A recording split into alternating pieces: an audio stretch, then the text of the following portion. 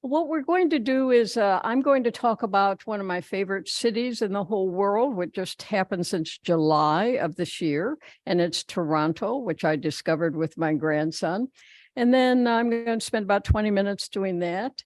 And then we're going to have Jonathan and Joan talk specifically about Niagara Falls. So I'm sure a lot of you have seen Toronto, and you probably have also seen Niagara Falls. So at the end, and I always find this probably the most interesting part, I really, and so with Joan and Jonathan, appreciate your comments. You've been there and you have something to add, or any other things that you want. So this is an interactive type of presentation. So let's start with the Toronto part. So here we are in Toronto, Ontario, Canada. And Toronto is, of course, a city.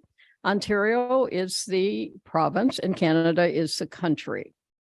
And I went there in July with my grandson, Ryan, who is now 11, and it was a Road Scholar trip, and it was for grandparents and grandchildren. And I want to just talk briefly about Road Scholar. I want to talk a little bit about Toronto, and then we'll get into the actual slides. So Road Scholar is an organization that sponsors trips, and they sponsor them for adults, and they also sponsor them for intergenerational folks like grandparents and grandchildren. And I discovered them about 6 years ago, and it was, in fact, it was Nan Wilson who said something to me. And she said, have you ever thought of doing that? Because she knew that I had taken my oldest grandson on a trip, and it was just he and I went on the trip. And so that was one of the best pieces of advice that I ever got. Okay. There are a lot of advantages to this trip. And one is that they do everything for you as long as you paid the money. And it's not cheap, but it's worth it to me. And I think it's worth it to my grandchildren. So they take care of the hotel. They take care of all the travel arrangements. They take care of all the meals, the bus transportation, any special tickets that you need. Your responsibility, as I said before, is to pay the money and also to provide the transportation to the place and from the place. Okay. The grandparents and grandchildren, this is one of the intergenerational trips, as I mentioned. They have many, many other trips. If you're interested in military history, they have that. And these are usually for people that are 18 and older. If you want to, if you're into sports and you want to go on a golfing trip or a hiking trip, they have those.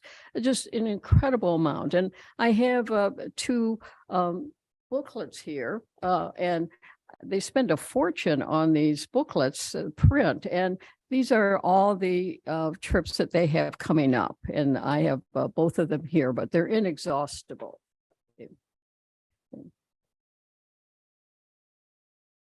Now let's talk more about the what, who, where, when, where, and why. So this is, and it says Road Scholar. It's a learning experience for all the participants. And it's also fun. And as I said, there are a lot of advantages to this. And one of them is that it's pre-planned for you and you just show up. The other tremendous advantage is the social interaction between the generations, not only the children themselves, but also the adults. And I have to say, this was my fourth one, and it was by far the most interactive one and getting along with one another. And there has been no problem on any of the others, but there just seemed to be a special bond with this particular group, and you never know that. Okay.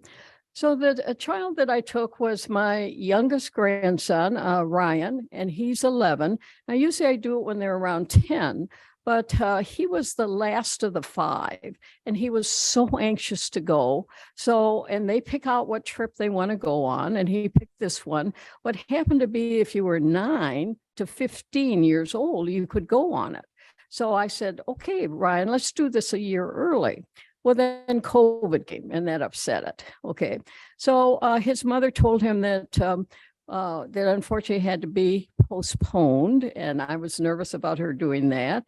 And she talked to me. She said, well, he said to me, so are we ever going on it? And Carla said to him, well, of course you are. You know, Nina does what she says she's going to do. Okay.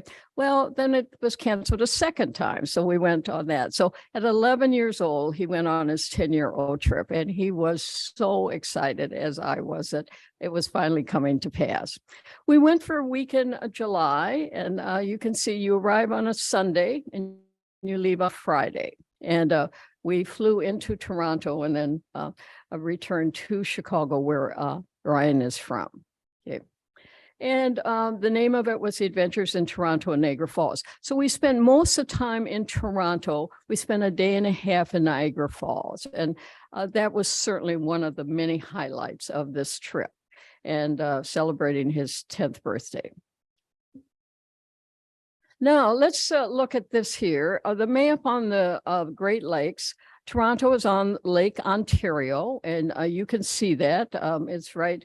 You can see Michigan and then right of it. And so it's on the Ontario. The closest American city, meaning U.S. American city, is Buffalo. Okay.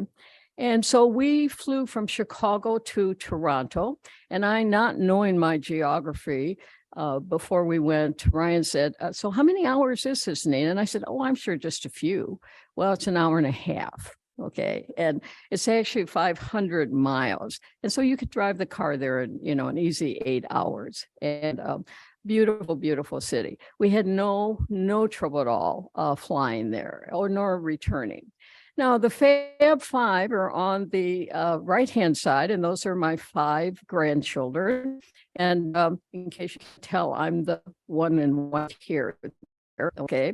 And this was taken just a year ago. So they all look pretty much the same, except they're about an inch or two taller, and I'm about an inch or two shorter, but that's the way life is. So on the far left, the tallest one is Andrew. He's now 17. And then we have Davy, who is 15. And then Ryan is the youngest at 11. Okay. And then on the other side of me are the Bostonians. And we have Miles, who is now 13. And then his sister, my only granddaughter, the princess, who is 15. So I've taken all the 4 younger ones on a trip. I have also taken Andrew on a trip, the oldest, but I didn't know about Rhodes Scholar. So he chose to go to, as one would guess, to go to Disney World in Florida and the Kennedy spaceship. But we did that on our own, and it was a great trip, but it didn't have that social interaction like this one did. Okay. Now, before I go into this, well, let me just do this because this is kind of a neat picture. The trip there were about 25 people in the group. And of those 25, there were 12 young people. And 5 of them, and you can see them on the left there, they were 9 to 11. And that's where, in age-wise, where Ryan fit. And then the others were from 13 to 15. Okay. And so there were 7 of them. Okay. And then we had the grandparents, and you don't only just have grandparents. Sometimes you have one grandparent come, sometimes 2. We had one situation where no grandparent came, but a great grandmother came, and she brought her daughter, who was the aunt, and then we had the child. So they're now changing it to grandchild and families rather than grandparents. Okay. Now, this wonderful group on the left-hand side, these are the 5 younger ones, and they tend to hang together. There certainly was a lot of interaction between the youngers and the olders, but they had some different interests. Like when you would get to a park, the younger ones would love to play tag. Well, the older ones are a little more sophisticated than that, so they didn't quite get into the tag thing. Okay. On the bus, usually the 5 younger ones would run to the back, and the older ones would let them do that. And so there was a little bit of interest difference. Okay. So the one in the picture of the 5 younger ones, there are 3 boys there and 2 girls. Now, you might say, well, I don't think you quite got that right, Anita. Well, the first girl, the one on the far left there, that's Catherine. And then next to her is Shane, and he's a he. And then we have Eleanor, the second girl. And then we have Harrison. And then we have Ryan. Okay, so those are the 5 that had hung out together. And I realized I'm not a big picture taker, and I guess I had no idea in my mind that I was going to do this presentation. And so I didn't have too many pictures of Ryan and me. So this is one of the few that we have. And then that bus became our main vehicle, always waiting for us, always on time, knew how to get through traffic. Okay. Now, I want to stop here and just talk a little bit about this wonderful city of Toronto. Okay. It's a city of skyscrapers. It's a city of international trade because of its location. It's big into insurance. It's big into banking. It's big into technology. It has, now listen to this, over 7 million people living there, 7,200,000. In the immediate city of Toronto, there are actually 3 million, and then the surrounding area, another 3 million plus. So it's one of the top cities in population of top 5 in the world. Okay. It has that big city feeling, but small neighborhoods. It's just amazing how they seem to do that. It's a city of beaches because they're on the water, and the children love that. We would have some free time in the afternoon, and I'd say to Miles, so, well, there are a couple museums we could go to. He'd go, how about a beach, And then the other 4 seemed to all kind of follow in line there. Incredible parks and green spaces. Just friendly city, a city of multicultural, and they're very proud of that. Okay, 50% of the people that live in Toronto, or live in Toronto, 50% of them have not been born in Canada. They've been born from another place, another country. They do not, and it's very interesting how they use their language. They have, they don't talk about them as immigrants. They talk about them as new Canadians. Slight difference there, and a very subtle difference. They talk about Native Americans, not as Native Americans, but the first people of the country, the first people of the country. Okay, they have that slight difference to them. Okay, you can tell just by walking down the street, the dress of the people, the language that they're speaking that you overhear, the restaurants, many ethnic restaurants. The diversity is just spilling over. They're very warm. They're very welcoming. They're just open people, and they're very proud of that. If you look up Toronto online, you'll oftentimes see this, the city of diversity and inclusion, and city of diversity and inclusion. And so the first night we were there, and Judy, who was our wonderful tour guide, said that. That's who we are, and we're very proud of it. And we're going to be a group of diversity. You can look around and see each other, and inclusion. And she did it, and so did all the participants do it. And so one of the youngsters raised his hand and said, Judy, what do you mean by that? Could you explain that more? And she said, oh, yes, I can very well. And here's the best explanation for it. If you believe in diversity and you believe in inclusion, then you invite everybody to your party. You don't keep people out, you're open to everybody. And that's diversity. And inclusion is then you ask them to dance with you. That's what we mean. that resonated so much with these children. And my grandson talked to me later about it. He was like, Nina, did you hear that? You know, and I go, excuse me. I said, yes, and you heard it too. And I'm very happy about that. So an incredible city, and one that it was wonderful to discover. Okay, so let's look at some particular slides here. And this is Kensington Market.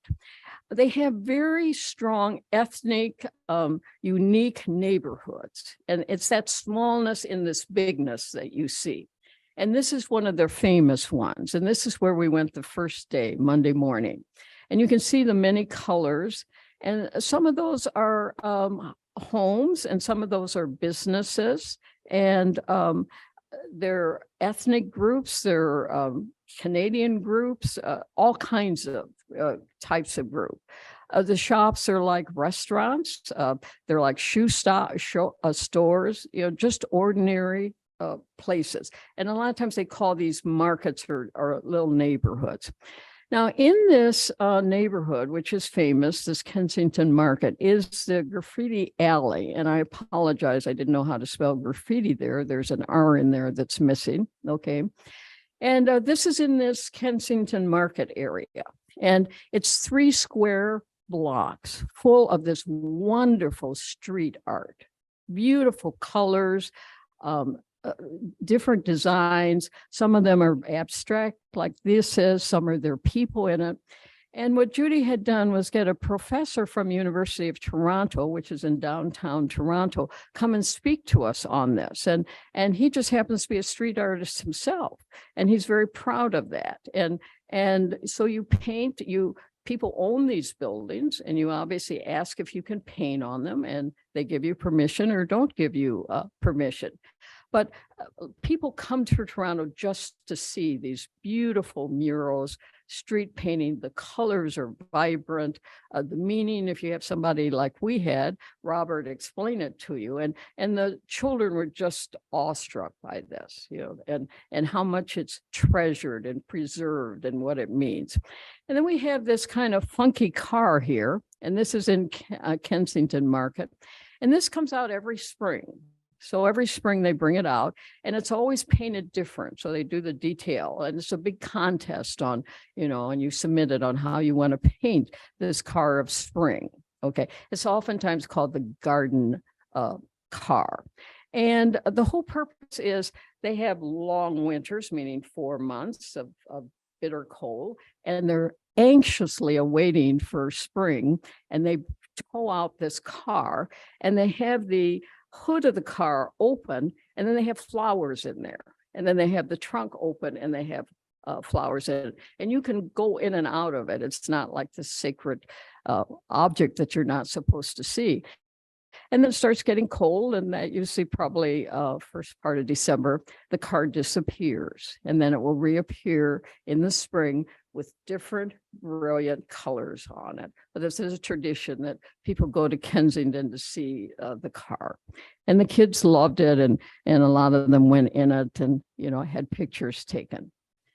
When you go to Toronto, one of the things you see, and I don't care where you are in the city, you see it, the CN Tower, the Canadian National Tower.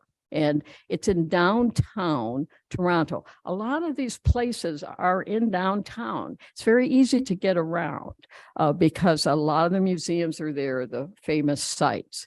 And as you see, it's right on the waterfront. So we're on the Lake Ontario.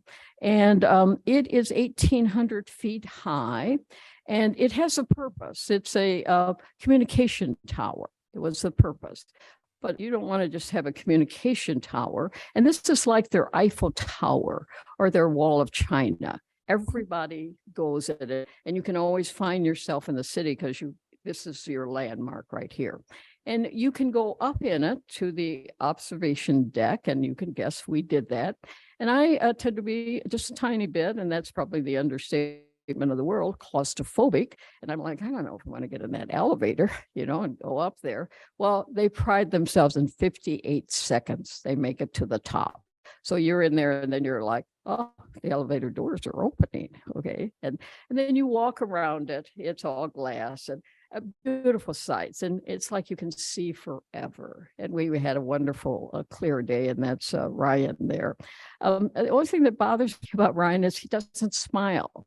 He's the happiest boy you'd ever want to meet, and he rolls with the punches. He's incredibly social, but I don't know if cameras just got him nervous or what. But on hindsight, it was like he wasn't smiling, and that isn't my Ryan. Okay. And I think Helen is online, and Helen has been here, and we happen to be talking about it. And she's visited the restaurant, which is about halfway up, and it's called the 360 restaurant because it revolves, and it takes about an hour to revolve.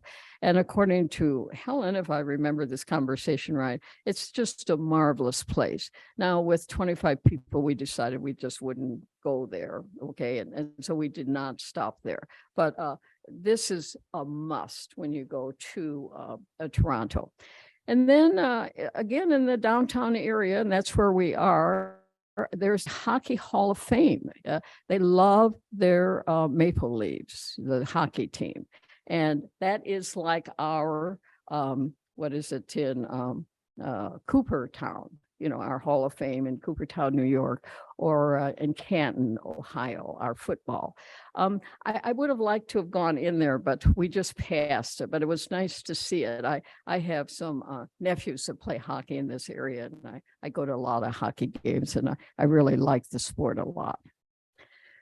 Okay, now we're still in the downtown Toronto area, so we're right by all this beautiful water. And we have Ripley's, oops, I'm going way too slowly, so let me get this done fast.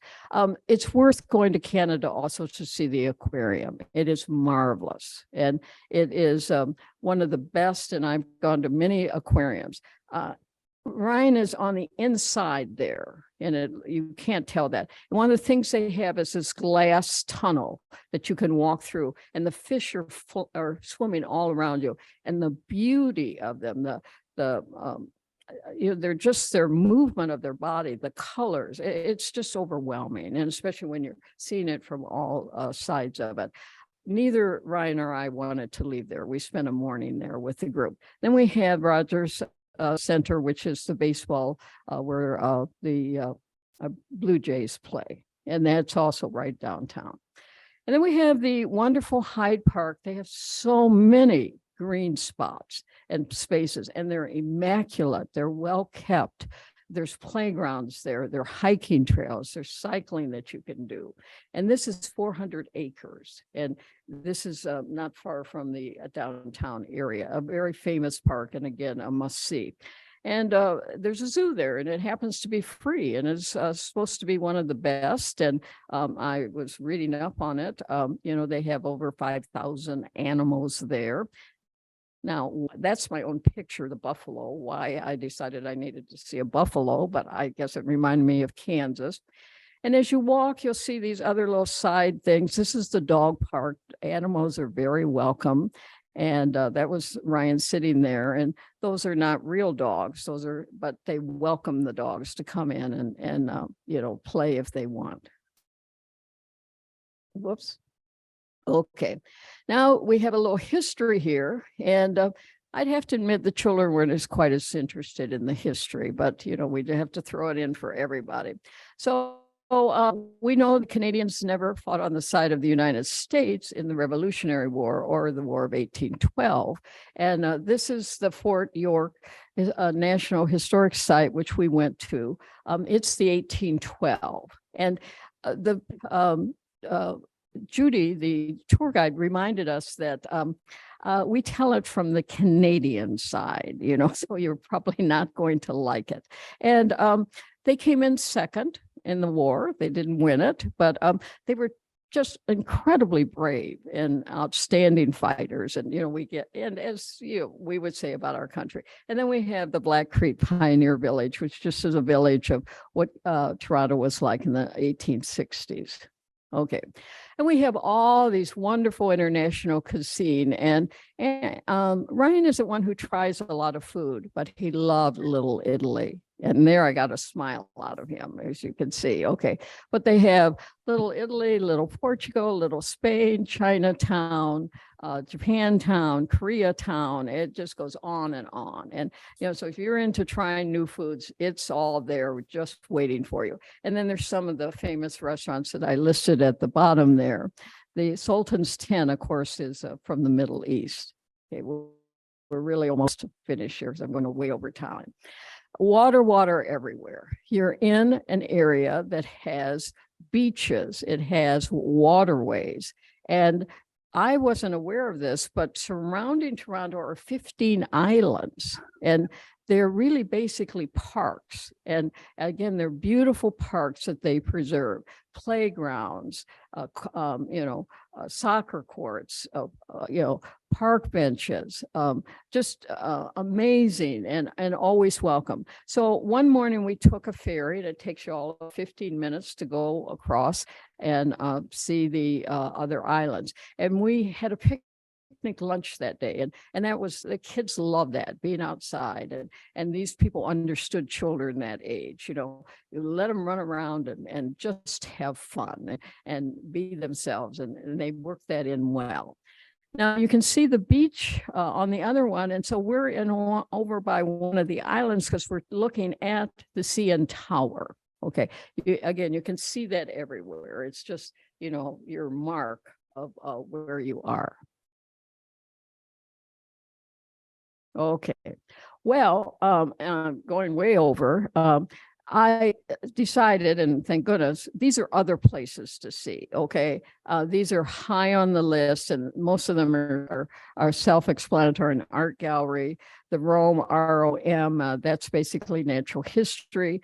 Toronto's famous for their film industry, the entertainment district. They like to say they're like New York City in that.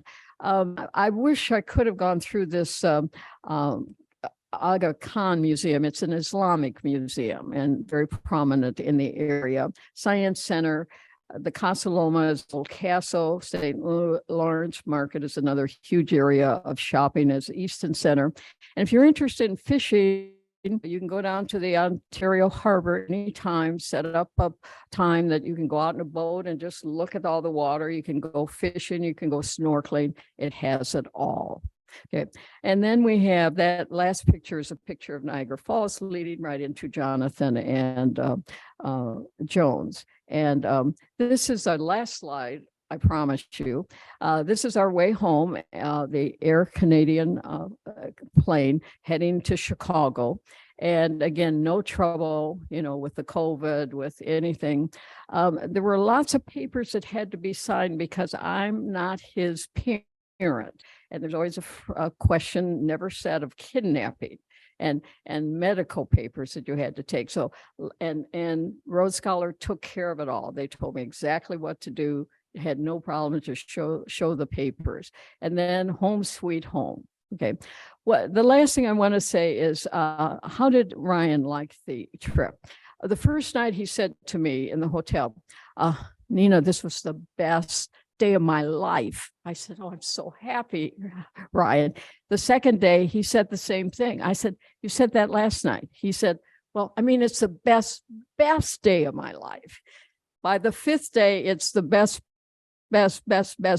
day of his life. And I said, you could make me happier. And it is my best day that I have the honor and privilege of being with you.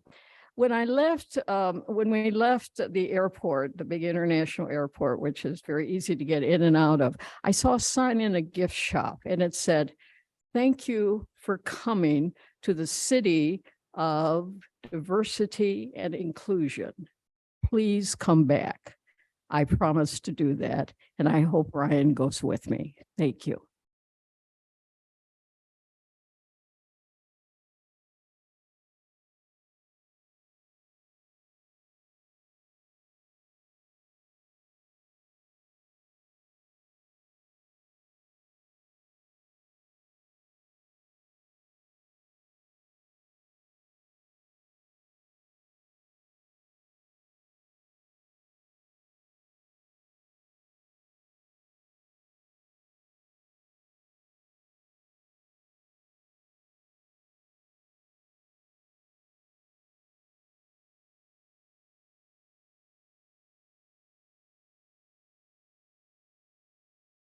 On the far upper left-hand corner is the observation deck. And immediately to its right is the American Falls. Further on to the right is the Horseshoe Falls, which are on the Canadian side. And in between is Goat Island. Yeah, we have a story we'll tell you and about Goat Island. So that's right in the center with all those trees. Yeah. And we end up, the other thing I want to mention, if you didn't hear it before, is the American Falls have all these rocks and the big boulders at the very base.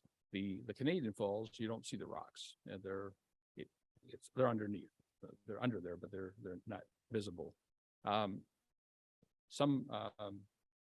not sure what his classification was, but an individual was charged with figuring out how to remove all of those rocks to make the American Falls more attractive. And after he took a look at it and the structure, he finally came back and said, I think we better leave well enough alone. And so they did. These two sites that we're going to talk about were on part of a 3,200-mile road trip that we took in July and August. We were gone for 2 weeks. And I've pointed out number 10 on here is the Niagara Falls area. Number 14 is the Sault Ste. Marie area. And we're not going to talk about all the rest, but at least it gives you an idea of where we're talking about. At Niagara Falls, we stayed on the Canadian side. We stayed at the Marriott on the Falls. And I think it was 29 stories, but we were on 26. Yeah, so we were almost to the top. And many of the photos you see of the Horseshoe Falls and the area were taken out of the window. So when we first walked in, I hadn't told Joanne where we were staying. So what happened? Yeah, we opened the curtain and it's like my breath was taken away. I couldn't believe it because right underneath are the falls. It was just beautiful. It's gorgeous. The evening before we did a day-long tour, we took the Falls Incline Railroad. It's a convenient line, the touristy area on the Canadian side, and what's called Table Rock Center, which has shops and lots of other stuff, and lots of areas where you can look at the falls. I mean, you're back just enough from the cliff so you don't fall off, and you can see both falls very, very well. The incline cost us about $5 US, and as we go through, I'll tell you what the cost was, just for the heck of it.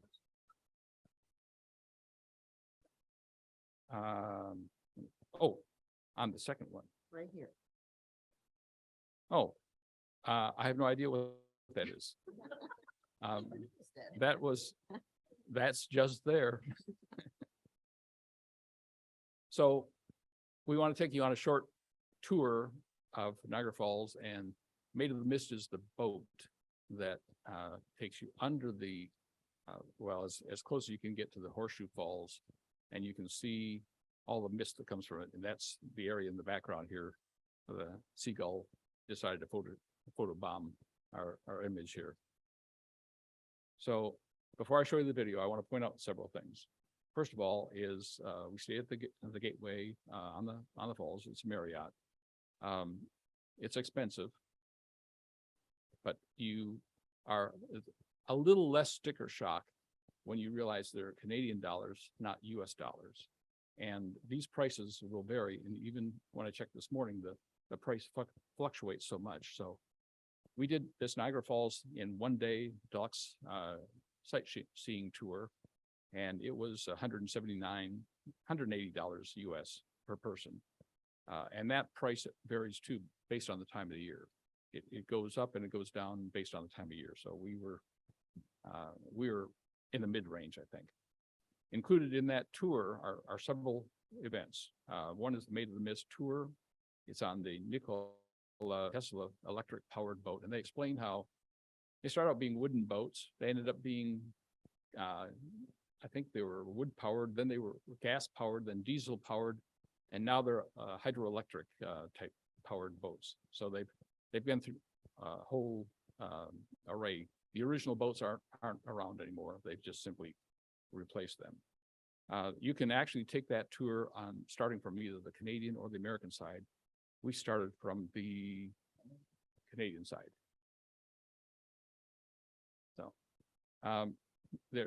This one-day deluxe tour included admission to the Skylon Tower. And it gives you a panoramic view of the Niagara River, the Horseshoe Falls, the American Falls, and the Great Gorge that's created by the flow of the river. And if I remember right, I think they tell you that the falls recede an inch a year. I think that was pretty close.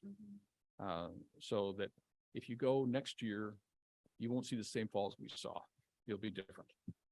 You also have access to the Niagara Falls USA Observation Tower. That's that big, tall tower. We had lunch at the Hungry Moose. It's a food court. The tour doesn't take you to a very fancy restaurant. It's a food court, but that's how they keep the price down, I'm sure. And it was a very, very nice meal. And off to the side was a little gift shop with all sorts of maple syrup related items, as you can imagine. We spent the whole time on I think it was probably a 40 passenger large bus, and had to pass through customs from the Canadian side to the American side, and then the American side back to the Canadian side. And they handled all that. Although in the process, you have to load a little app called Arrive Can. And it basically, you have to tell them roughly the date and the time you're going to enter every time you go back into Canada. And it was really interesting because they kind of took you one at a time into a room and they asked you questions. You had to clear and our tour guy said, don't make any jokes. Just say, yes, sir, thank you, or move out. It made you really feel guilty, but they do a beautiful job. And we had a great tour guide. Well, and the American customs officers are no different than the Canadian. They're both very thorough, very businesslike. And here's the Hungry Moose food court that we went to, just to give you an idea of what it looked like. And this was down a ways. We had gone after doing the tour of the falls and all. We'd gone in the afternoon or around early. It was a late. Let me start over. It's a early afternoon, late lunch is what I'm trying to say. And what we found is that it's down around what's called a Whirlpool Bend. And so I'll tell you a little bit more about that later.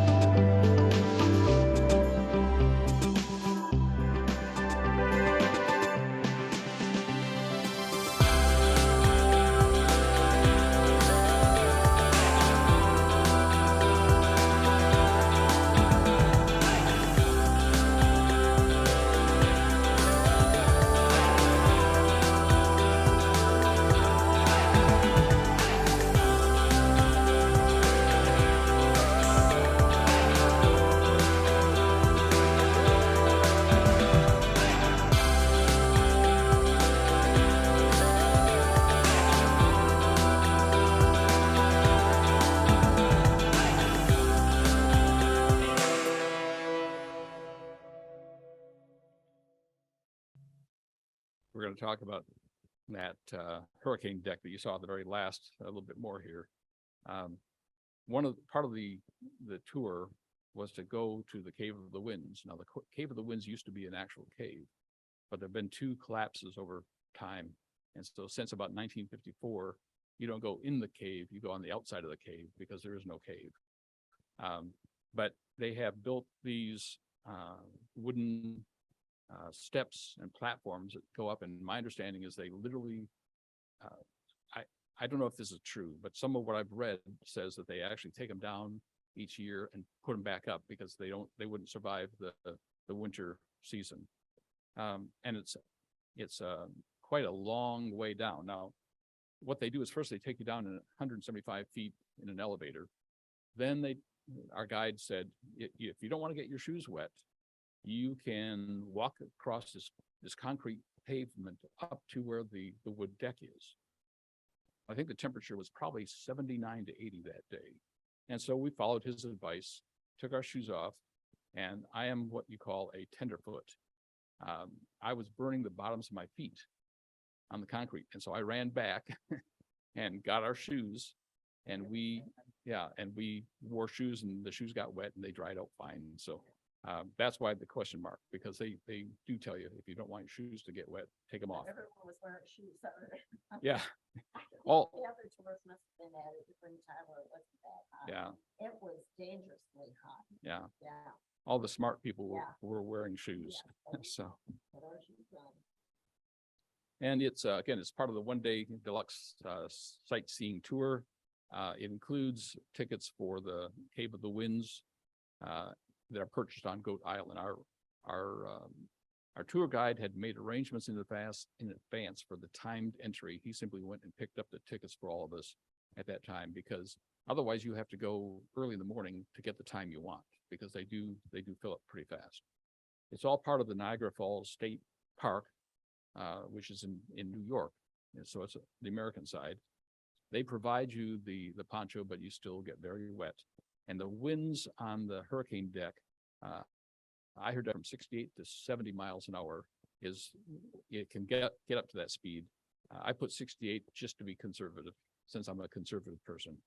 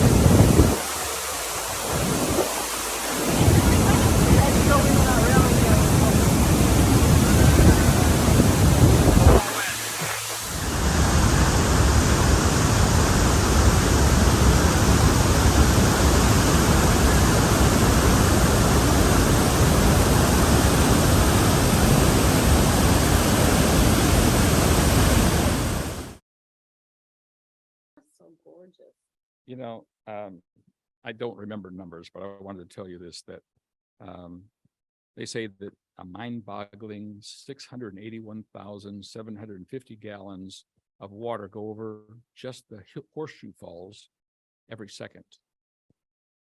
And it's just amazing, and doesn't include the other. And of course, the American side includes the veiled.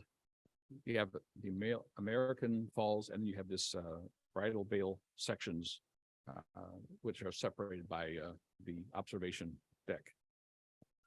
Yes.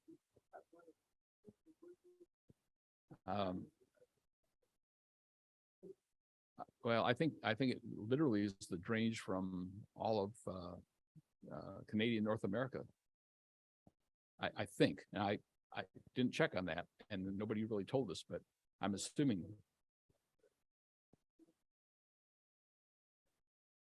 Yeah.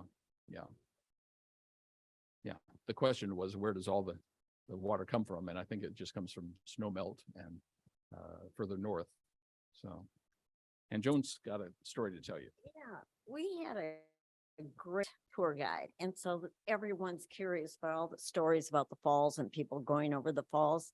And he said, well, I've got a real good story for you. And it's about Deanne and Roger Woodward. So in 1960, they came to visit a family. It was her birthday. So the family friend, a gentleman, decided to take the two on a boat. You know, his boat, it's a 14-foot with an outdoor motor, so it wasn't real powerful. So they get out there and there's two life jackets. So the Roger's got one on and she's got one, but it's not fastened on her.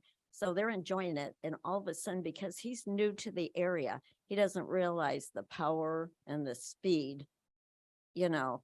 And so it starts picking up and the outdoor motor won't handle the speed that's happening.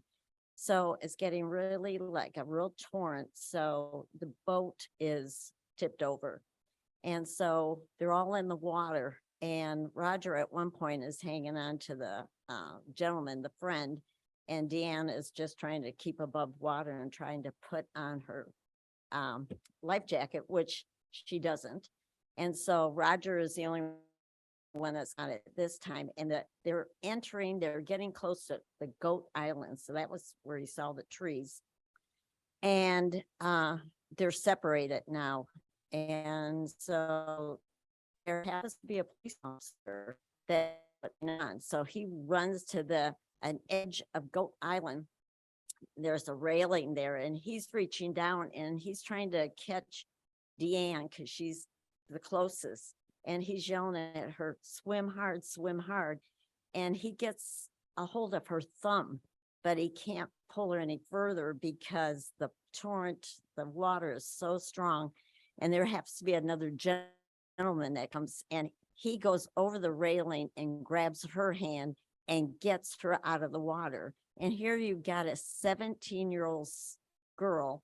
She's seeing her brother go towards the fall. She can see the orange of his life jacket. She can't see anything. And their family friend has gone over the falls and he's gone. And then all of a sudden, everybody, she's worried, obviously.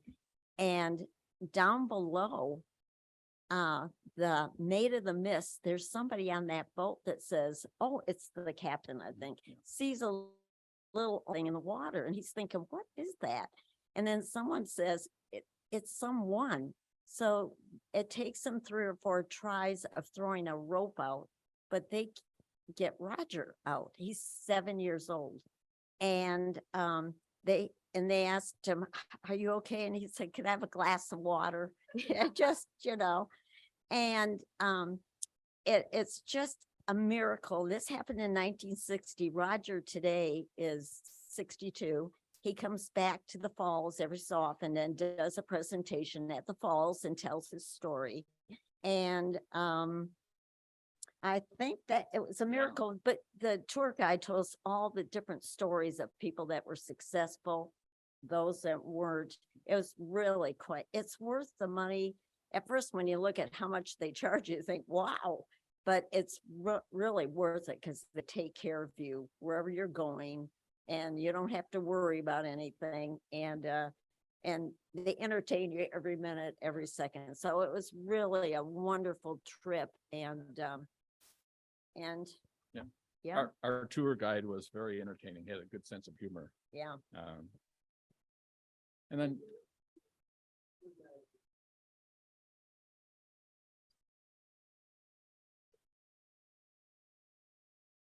no, I don't recall. The question was about why it's considered a honeymoon spot, and he didn't mention that at all. He didn't talk about that. Yeah.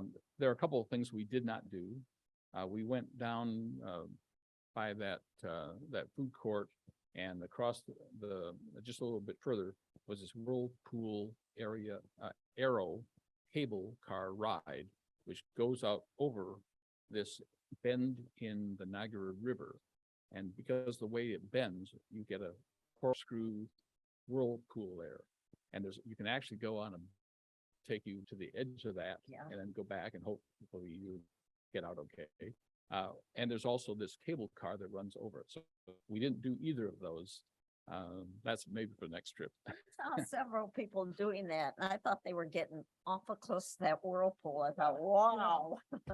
The other thing that is interesting is several people told us about the tunnel, the Niagara Parks Power Station tunnel that you can now walk into. You can take a tour down there, and we didn't have time to do that. We were only in Niagara Falls for just really a couple of days and three evenings. So, but those are things in the future. The final one, I think we have a few minutes. We'll try to do this real quick. Agawa Canyon Railroad Tour is also into Canada. It starts in Sault Ste. Marie, Ontario, across from Sault Ste. Marie, Michigan, and it's a railroad. It's a fairly long railroad trip to get to a canyon that has 3 major waterfalls in it. And while we were there, we stayed at the Delta Hotel in Sault Ste. Marie, and that was on the Canadian side. We scheduled this through TripAdvisor. This is the train station, which is in downtown Sault Ste. Marie. It's a 10-hour tour through Ontario, northern Ontario wildernesses, and it's a very relaxing, wonderful trip. If you don't like watching a lot of trees go by, you maybe don't want to do this. But if you enjoy just kind of relaxing, it's wonderful. It's 4 hours out, 4.5 hours back, and you spend about 90 minutes in the canyon itself. And what's interesting is before we looked back in our notes, I was trying to think was just an hour out, maybe an hour and a half back. I mean, that's how relaxing and wonderful it is. And that you can buy snacks on board and drinks, and they give you lots of room. I mean, they don't crowd the people in there. So we had like a whole area to ourselves, and then you can get up and walk all the way through the train as it's moving. You can say and talk to people and everything. It is fantastic, isn't it? Yeah. Want to tell them about box lunch? Oh, yeah. You can buy their box lunch, which is fantastic. I mean, you're on the train, you're looking outside, and you open this box lunch up, and they got these huge sandwiches with homemade bread, and they have carrots and celery and homemade cookies. And it's like, I don't know, talk about relaxing. It was so beautiful. I think I'd like to take this trip again in the fall with all the colored leaves, because you can see their postcards with the colored leaves is phenomenal. But even just the green, you see little creeks and everything on the way. We saw a deer, and we didn't see it, but on the last trip before ours, they saw a moose. So we missed the moose. There's GPS triggered commentary as you go along the route that was played in the train. And in the video I'm going to show you, you'll see there's a video screen at the front of the train. It's in each car, and it shows you what's ahead of the car or the engine. So in other words, you can look to the side, but you can look at the screen and see what's ahead. The options in the canyon there's the Bridal Veil Falls. There's the Black Beaver Falls. There are 2 of them. I think it's either east and western. I think it was north and south. And there's a lookout trail that goes to the observation deck. They say it's 300 up, but we saw a sign saying on the 300th step, and we still had a ways to go. So it's over 300. Yeah. And they also said, they said to us, choose what you want to do. You know, you can go either to the falls or you can go to the observation deck. Well, we're overachievers, so we went to both. And I guess we were the only ones who actually did both, You mean all three? or all three, yeah, All well, three. two different directions, yeah. Yeah. The train ride cost 119 per person, and we stayed at the Delta Hotel, which is, again, fairly expensive. Thing I wanted to mention is this foreign transaction fee. We got back, and interesting to find that there was a foreign transaction fee for every visa charge, which wasn't surprising, but it surprised us.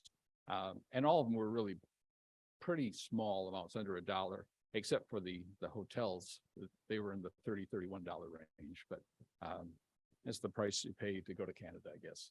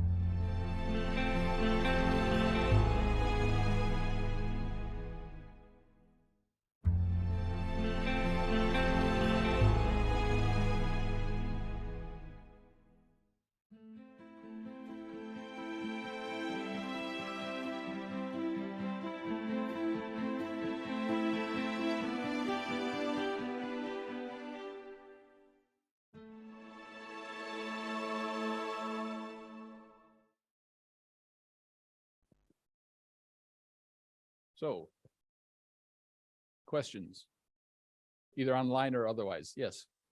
We, None. It in- was beautiful. yeah, the question was about bugs and mosquitoes and flies, and well, in the late July and August. Yeah, Oh, it was We- wonderful. Yeah.